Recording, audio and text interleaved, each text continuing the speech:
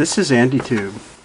In this video I'm going to be working on the bed extension of a Singer Model 221, and I believe this 1939 version is considered a 221-1, and I'm going to kind of do it backwards, you know, instead of taking it off and putting it back on. I'm going to put it on because that's where some people encounter a problem or misunderstanding, and why you can get a bed that won't stay up on its own, that just falls back down. And this system is very much like the Singer 301. Actually, I should say the 301 is similar to the 221 system, because this machine was almost the 1933 version was almost 20 years actually before the 301.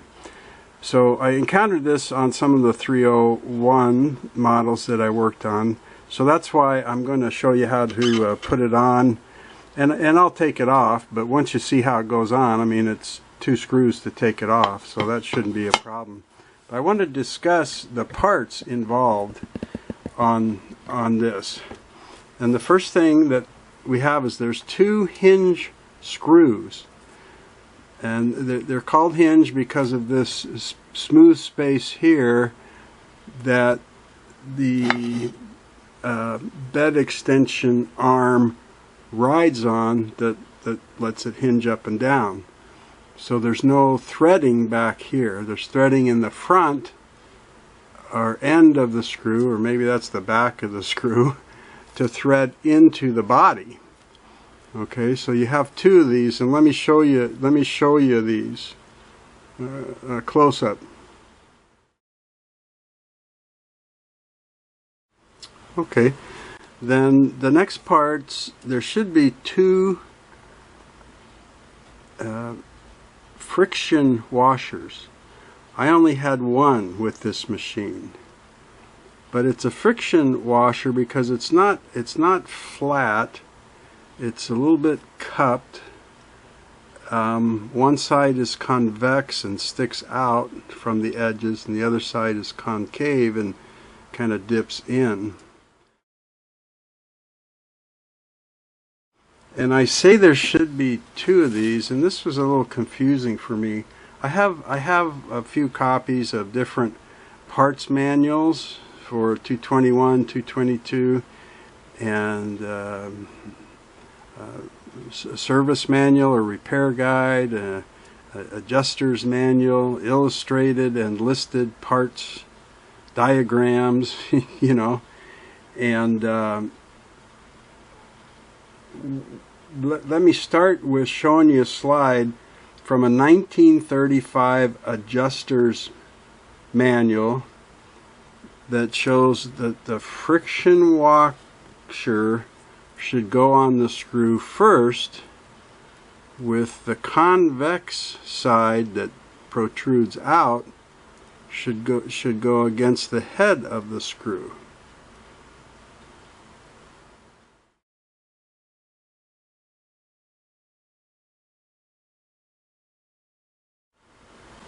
Okay, and that made sense to me, but that was opposite of how I would find these on some 301s. So remember, this is my first 221 here. But I said, okay, that makes sense. It looks like it's going to go out and it's going to go on first. You a slide of a 1950 parts diagram that shows 2 sets of washers, and meaning that there is a friction washer. The other washers here are called plain or white washers. They're just normal flat washers.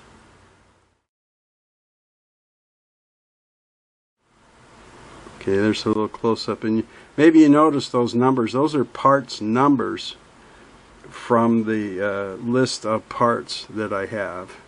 And that's one thing they all agreed on, was the part number. And so this 1950 slide, it has 2 complete sets of washers. So it has 2 screws, 2 friction, and 2 plain. But it shows that the plain washer goes on the screw first. I said, oh.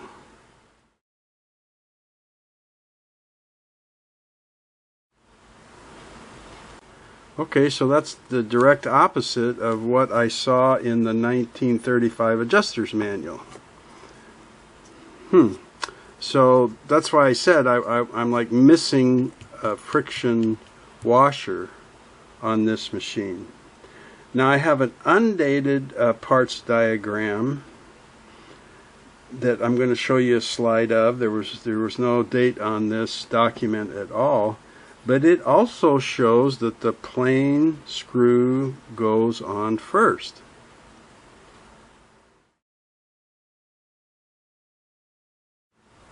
Okay, so now I'm like 2 to 1. Now I've got 2 documents that said this goes on the screw first, then the friction washer. Okay. And then I did look at the 222K parts list. And it doesn't even show any washers on the back side of the bed extension. It just shows the screw. And then it does show that the friction washer goes onto the screw first. Okay, so now I've got, it's 2 to 2. Let me show you this 222 parts list.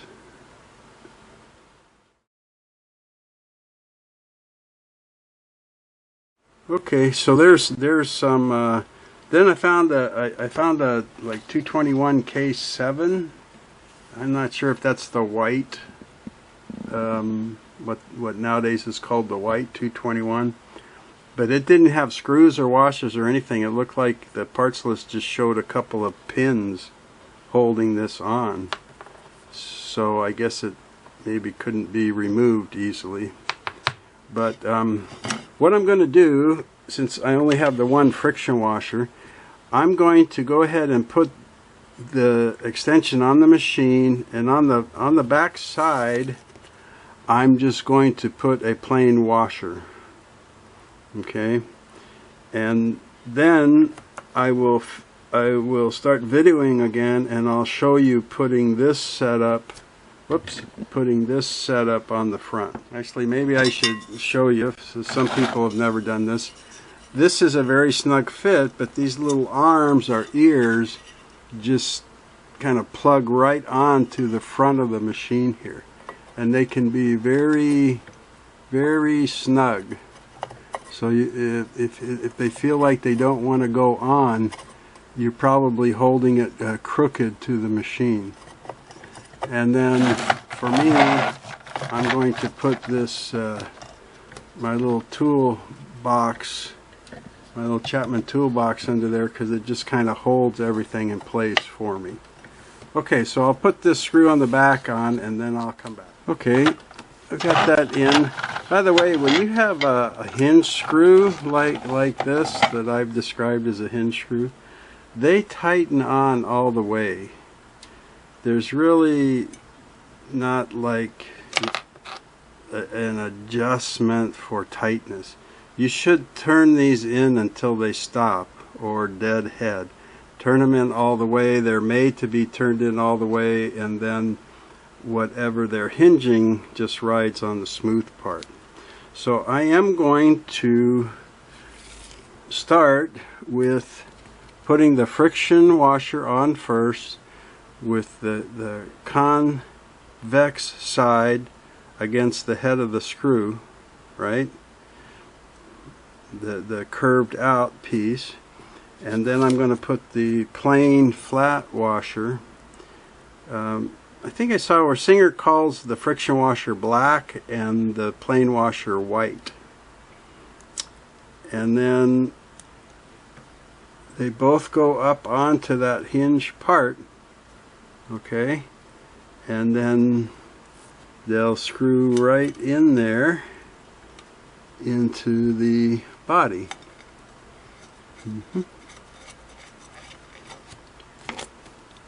And you'll see that I'm just going to go ahead and turn them in all the way and then just kind of snug it up good. So the idea of that friction washer is to keep this bed up or down. Of course, it's going to be down anytime you use it, but if you do store it, especially in the carrying cases, they made six or more different versions, then you want to fold it up, but you want it to stay there. You don't want it to be flopping around, you know.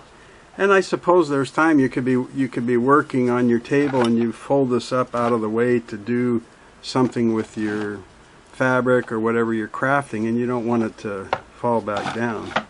So that's what I meant by floppy. Let me just loosen this a little bit so there's no friction. And this is what was common on some of the 301s I worked on too.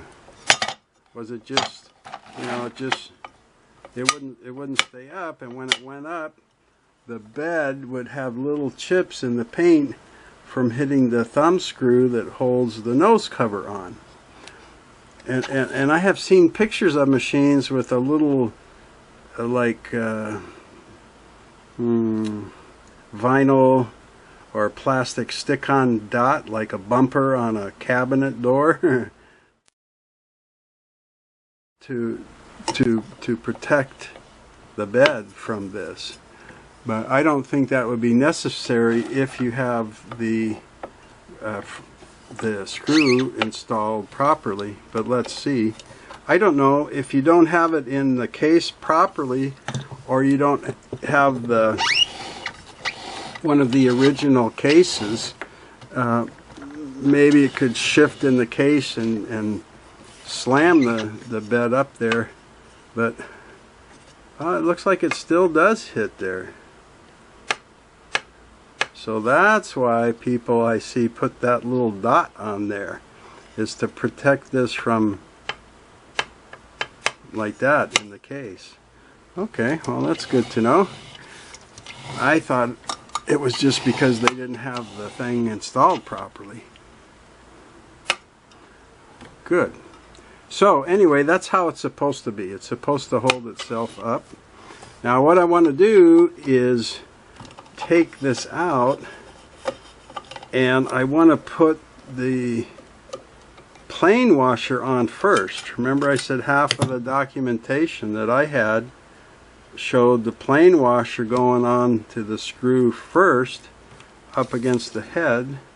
So I'll put that plain or white one there, and then the friction washer going on next, and I'm still going to point the convex back or side of that washer towards the screw head. So it's cupped towards the screw, and we'll put it in and we'll see, does that really make a difference? I mean, how come some of the stuff I looked at said that washer goes on first, and some said that that friction washer goes on second, so that it's against the bed extension.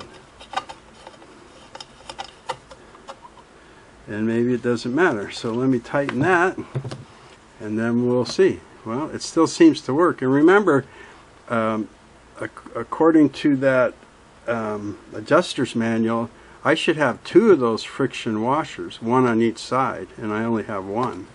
But it seems to be working. But the way to tell here is to exercise it up and down a few times, and if you don't have it installed right, it'll just get loose and start falling down. And this is okay. So that would tell me putting the friction washer on first on the screw or last on the screw doesn't appear to make any difference in the function of it. So maybe in these manuals it was just, you know, whatever people wanted to do. Now what I want to do, just for the heck of it, is to turn that friction washer so that the convex side is towards the machine instead of the screw. So the cup side's toward the screw head and the bulge out is towards the machine. So we'll see, does it put friction on no matter which way it's pointed, whether it's, you know, convex towards the screw or convex towards the machine. See how it goes in. It seems to install the same. Seems to function, but let's exercise it a little bit and see if that stays. 4, 5, seems okay. 6, 7, 8, 9, 10, 11, 12, 13, 14, 15. Doesn't seem to matter which way that is pointing. Okay, then the last way, I might as well try this, was, remember, half of those documents said to put the friction washer on first, and the 1935 document said convex side towards the screw. So I'm going to do that backwards. I am going to put the the friction washer on first, but I'm going to put the concave side towards the screw. Just the opposite of what that 1935. Because it didn't seem to matter if this friction screw was on first or last. And so far it didn't matter which way it was pointed. So let's put it on first, but pointed the wrong way.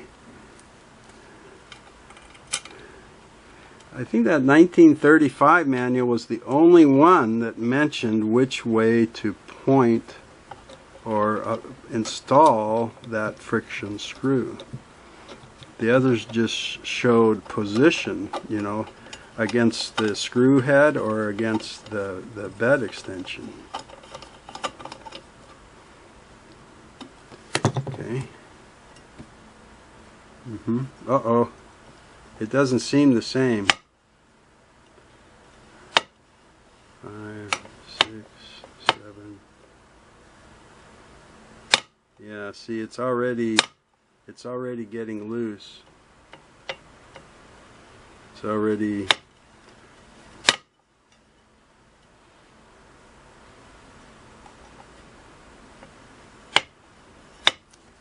so if you put it against the head of the screw, I think it's best to do what that manual said. Because if you put the concave side towards the screw here, it worked loose pretty quickly, just like a dozen times moving that. So I'm going to go back like that first 1935 adjuster's manual.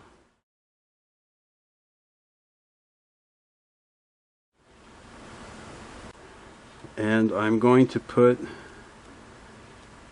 the convex side of the friction ring against the head of the screw and put it on first,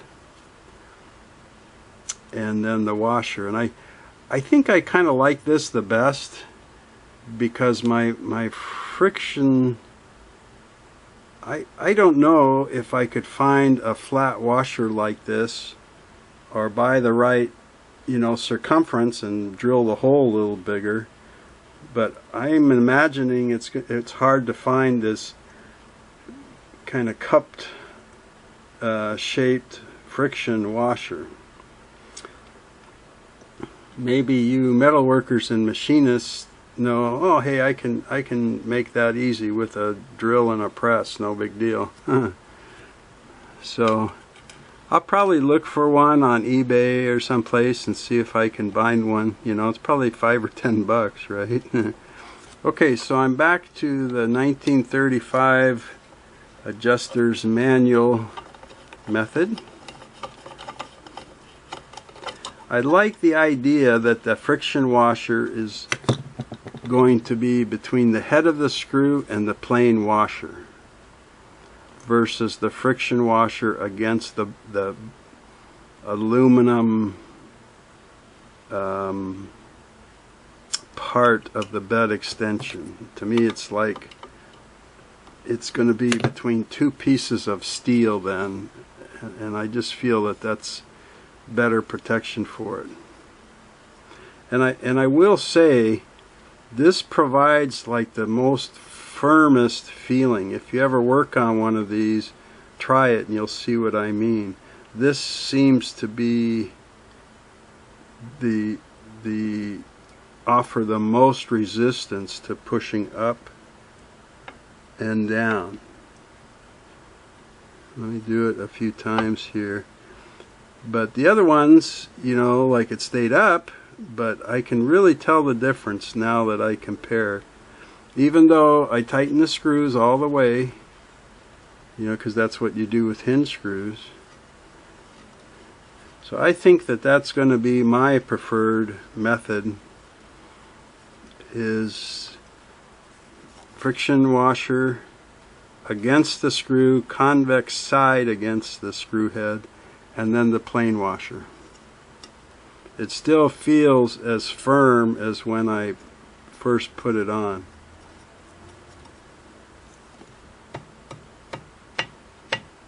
Yep, that's my story.